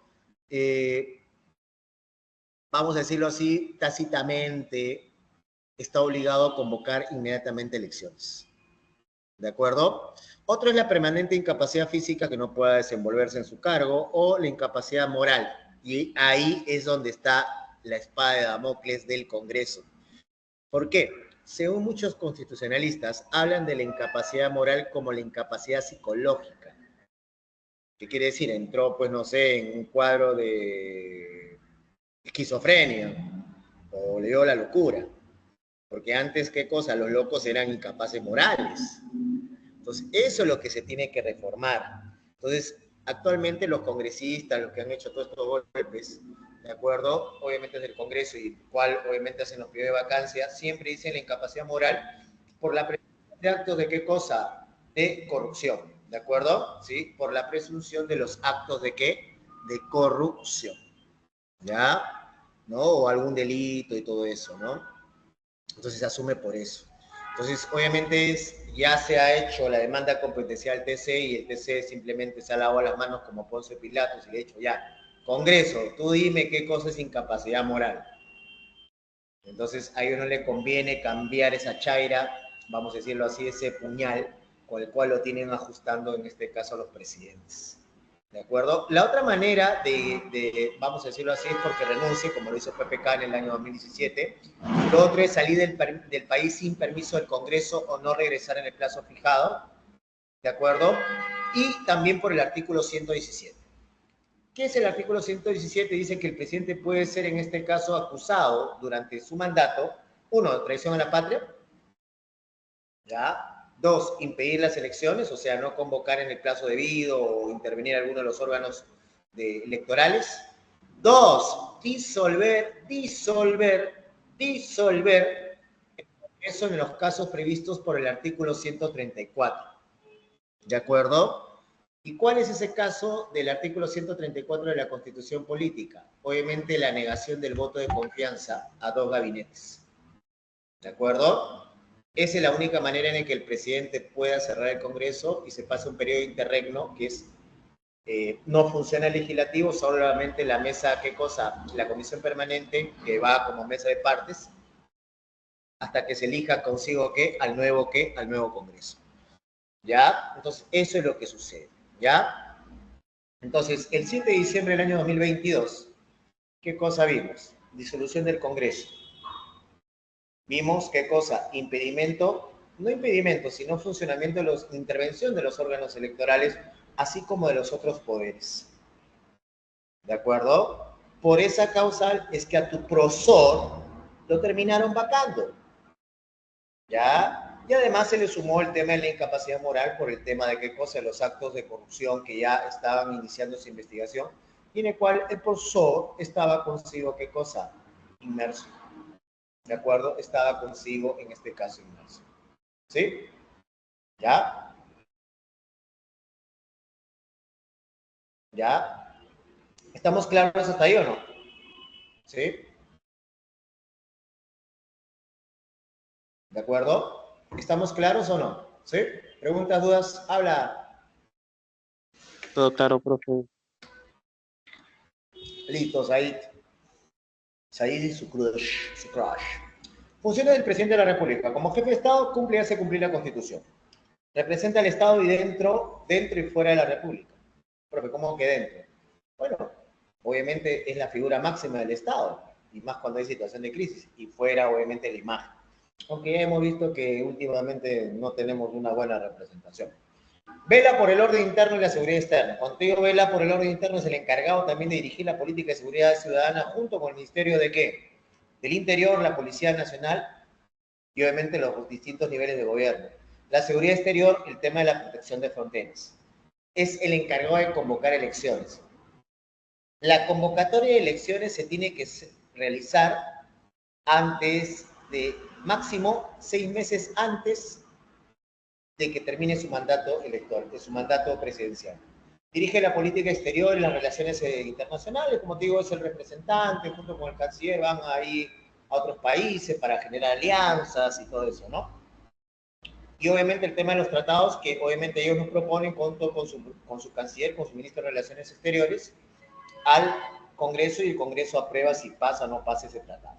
Concede indultos, conmuta penas, ya te dije la diferencia entre indulto y pena, indulto y amnistía. En el indulto sale libre, pero sigue figurando. La conmutación de pena, ¿qué cosa es? La reducción. ¿De acuerdo? Supongamos que Fabri está condenado a 10 años de cana, ¿sí? Entonces, ¿qué es lo que hace? Día del Padre, Día del Madre, ¿cómo se llama esto? Fiestas patrias y lo que es Navidad, el Ministerio de Justicia recibe carta de los internos pidiendo, obviamente, su indulto, su conmutación de pena o su amnistía, ¿no? Entonces, ¿qué es lo que hace? Como si fuera Papá Noel, revisa las cartas, se las pasa al presidente y el presidente firma los indultos, mayormente humanitarios, ¿no? De carácter humanitario, o las conmutaciones o reducción de pena. Entonces, como te decía, Fabri manda su carta a Papá Noel, al presidente de la República, a Dina, a su crush, ¿de acuerdo? ¿Y qué es lo que hace? El ministro de Justicia lee la carta, evalúa el caso y según eso manda la relación de los indultados, lo cual Dina firma y ya, en este caso, en el caso de la conmutación de pena es reducción, entonces se le reduce a 5 años. O sea, al reducirse a 5 años, ¿qué pasa? Ya Fabri ha pasado por las armas en el penal por 5 años, ¿y qué cosa sucede? Ha pasado por las armas y bueno, ya cumplió 5 años, con la conmutación de pena, que se la redujeron a 5, sale libre. Y ahí ya sale libre porque ya cumplió consigo su sentencia. ¿Qué más? Hace cumplir las sentencias y resoluciones judiciales, preside el Sistema de Defensa Nacional, lo que sería, obviamente, el tema de las Fuerzas Armadas y la Policía Nacional, declara la guerra y firma, en este caso, la paz. ¿De acuerdo? Declara la guerra y firma la paz. Como jefe del Poder Ejecutivo, bueno, dirige la política general del gobierno, que son todos los lineamientos que nos lleven hacia hacia el bienestar y desarrollo como país. Ejerce el derecho de iniciativa legislativa, puede presentar proyectos de ley, observa o promulga las leyes aprobadas por el Congreso, ya lo hemos visto ahora en el inicio del video y también la semana pasada. Administra la hacienda pública, o sea, el billete, junto con el ministro de Economía. Dicta medidas extraordinariamente en los decretos de urgencia, salvo en materia económica y financiera, nada más. Nombra y remueve a los que ejerzan, en este caso, altos cargos. ¿Qué cosa es el Consejo de Ministros? O mejor dicho, ¿qué cosa es un ministro? Te hablaba en el video de que era una mano derecha. Pero el ministro, más allá de ser una mano derecha, lo que sería un ministro es como un secretario. Además de secretario, es asesor del presidente.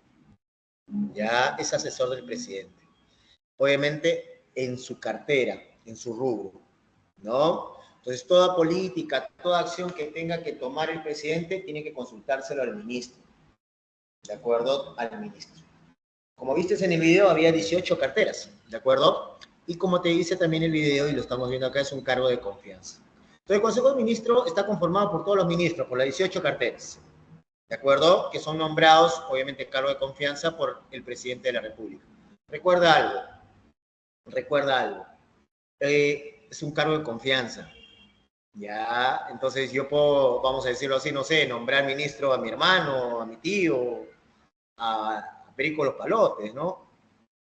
Pero hay, como se dice, no hay impedimento para ser ministro, no hay ningún requisito.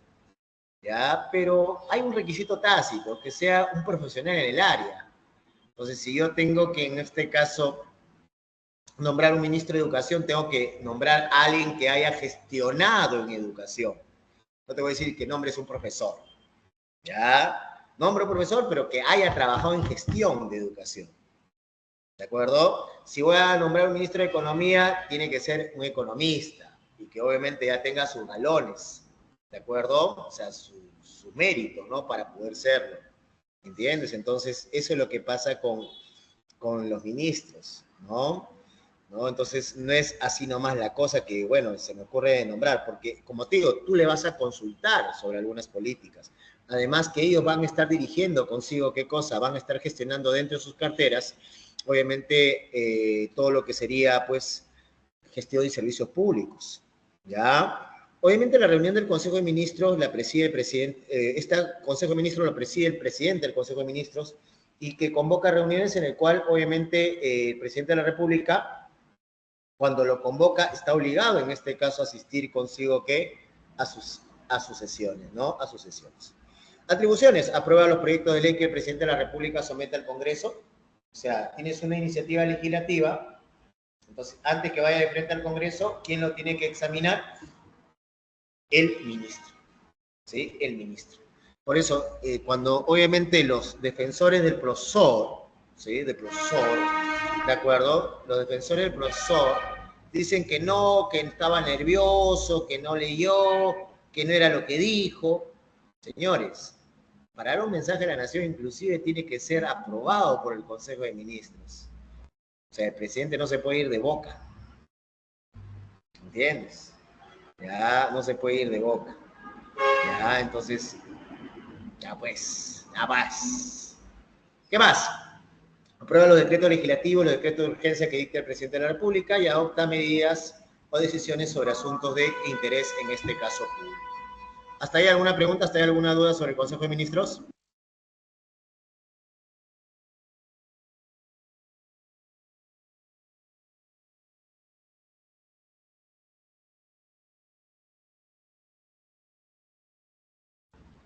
¿Estamos claros hasta ahí? ¿Alguna pregunta, alguna duda? ¿Ninguna? Seguimos entonces. La presencia del Consejo de Ministros. El presidente del Consejo de Ministros es el que preside, en este caso, el Consejo de Ministros, ya lo hemos dicho. En la presidencia es el responsable de la coordinación de las políticas nacionales como secretario general, ya que coordina ¿con quién? Con los distintos sectores, con los distintos niveles del Poder Ejecutivo, así como también con los demás poderes y otros gobiernos regionales, locales y sociedad civil. La máxima autoridad es el presidente del Consejo de Ministros. Después del presidente de la República es el segundo portavoz del gobierno. ¿Sí? Entonces, normalmente, cuando el Ejecutivo o el gobierno quiere hablar, lo hace a través del presidente o lo hace a través del presidente del Consejo de Ministros. Coordina las funciones de los demás ministros y refrenda consigo, ¿qué cosa? Obviamente, los actos, los decretos legislativos que obviamente son sometidos por parte del presidente. Si hay un decreto, algo que lance el presidente y no ha pasado por el visado del presidente, la presidencia del Consejo de Ministros, no vale, es nulo, ¿de acuerdo? Es nulo. Ahora, dentro de las normativas que tenemos dentro del Poder Ejecutivo, tenemos los decretos de urgencia, que es una norma con rango de ley, ¿de acuerdo? Que como te digo, es solamente en materia económica y financiera, y que obviamente tiene que ser con asunto de interés nacional, por eso se llama de urgencia o emergencia. El decreto legislativo, que es el Congreso, simplemente aprobó la ley, y ¿qué cosa? Se la pasa, en este caso, al presidente para que firme, ¿de acuerdo? Para que firme. Obviamente la ley se promulgue, ¿de acuerdo? Ya, entonces hay en este caso también dentro del procedimiento, hay en este caso algunas normas en las cuales no puede delegarse, por ejemplo, la reforma de la Constitución, la aprobación de tratados internacionales y leyes orgánicas, ni la ley de presupuesto, ni la cuenta general de la República. Ya, entonces obviamente tiene que ser sometido eso previo al Congreso. El decreto supremo son normas de carácter general, que obviamente son rango de ley, que obviamente previo, ¿qué cosa? Previo voto, ¿cómo se dice? Previa aprobación de las facultades que le da el Congreso, el presidente lo puede dar, ¿de acuerdo? Lo puede dar, ¿ya? Es decir, como te decía, el tema el pedido de facultades, el presidente va con sus proyectos de ley, dice, ¿sabe una cosa? Quiero, en este caso, que me otorguen la facultad de legislar, que estos proyectos pasen de frente, se eviten el tema de la discusión del Pleno. Entonces, obviamente, el Congreso examina eso, ¿y qué es lo que hace?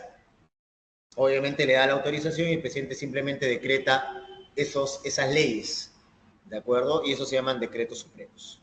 Los ministerios, como te digo, son 18 carteras, son organismos del Poder Ejecutivo que comprenden uno o varios sectores y diseñan, establecen y ejecutan, así como supervisan las políticas nacionales y sectoriales, ¿dentro de qué cosa? Dentro de su sector.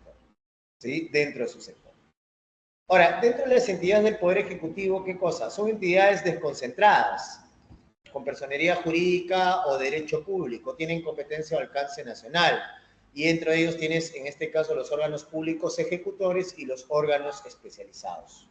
Obviamente los ejecutores son los que, obviamente, dice el nombre, ejecutan políticas, como la Biblioteca Nacional de Perú, la SBN, que es la Sociedad de Bienes Nacionales, Instituto Geofísico del Perú, Proinversión, que analiza los proyectos de inversión. Los órganos públicos reguladores son 4, estamos hablando de SINERMIN, para lo que es energía y minas, OCITEL para telecomunicaciones, OCITRAN para el tema del transporte, y SUNAS para lo que es agua y, en este caso, obras sanitarias. En los órganos técnicos especializados ya pues son órganos, mismo nombre dice, especialistas, ¿no? Que mayormente están bajo, obviamente, PCM o el mismo, ¿qué cosa? O el mismo Poder Ejecutivo, ¿no? Tenemos la Autoridad Nacional del Agua, el INMARC, el Instituto del Mar Peruano, la Superintendencia Nacional de Aduanas y Administración Tributaria, el Instituto Nacional de Estadística e Informática, el Instituto de Defensa del Consumidor y la Propiedad Intelectual, la Superintendencia Nacional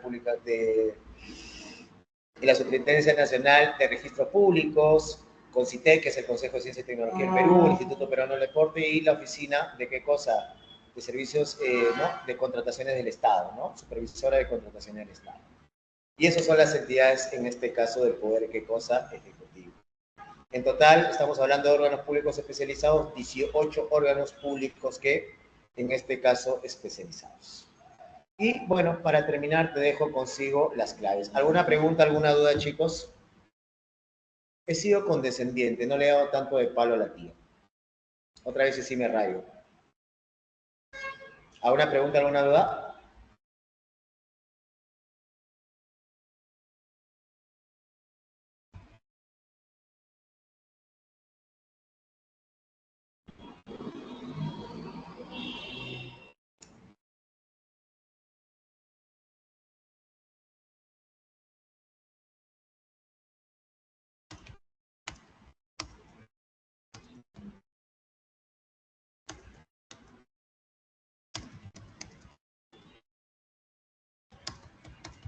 ¿Alguna pregunta, alguna duda, chicos? Hablen.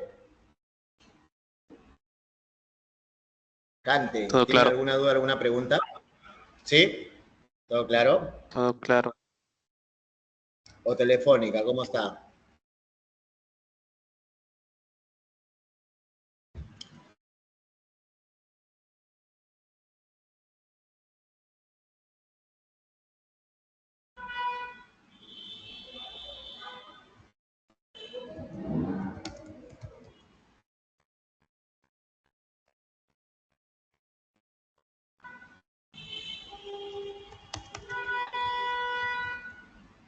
Preguntas, dudas, curiosidades, chicos. Oye, acabó temprano, ¿no? Y eso que inicié tarde. Bueno, me demoré 15 minutos, pero que, bueno, fueron parchados por el break, pues, ¿no? ¿De acuerdo? Fueron parchados en este caso con el break, entonces no hay tanto problema por ahí, ¿no? ¿De acuerdo? Tranquilamente hubiéramos salido en break, pues, sino que Fabricio tiene la culpa, pues. ¿No? Fabricio tiene la culpa ahí. Chicos, ¿les he dejado las claves? Sí, ¿no? Ahí están las claves. ¿Alguna pregunta, alguna duda entonces? Bueno, conmigo será hasta la próxima semana, a la misma hora, en el mismo canal. Pórtense bien, estudien. Ya, y bueno, que les vaya bien. Chao. Chao, profe, cuídese. Chao, Fabri, chao, Said. Saludos, profesor, cuídese. Gracias, gracias, gracias.